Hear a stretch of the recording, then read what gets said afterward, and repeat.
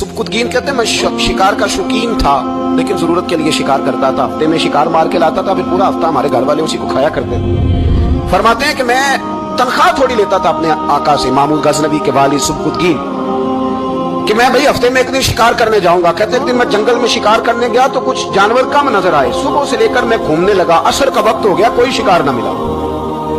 अब मेरे दिल के अंदर ये डर था कि अगर मगरिब मुझे यहीं हो गई तो मुझे कोई दरिंदा, कोई जानवर परेशान करेगा। इसी परेशानी के आलम में मैं दाएं बाएं देख रहा था कि हरनी का एक बच्चा मुझे नजर आया। मैंने झट से वो हरनी का बच्चा ही उठा लिया कि आज यही शिकार करूंगा। कहते मैंने उसे घोड़े के आगे रखा, अपने आगे गर्दन की जानिब, और मैंने घोड़े की लगामें इस तेजी से घुमाई कि सर पट घोड़ा दौड़ाया ताकि मगरिब से कबल मैं शहर में पहुंच जाऊं, ये जंगल का इलाका गुजर जाए। कहते मैं बड़ी गर्मी थी, बड़ी प्यास लगी, पर पानी ना पिया ना घोड़े को पिलाया। सर पट दौड़ाया इस डर से कि कहीं ऐसा ना हो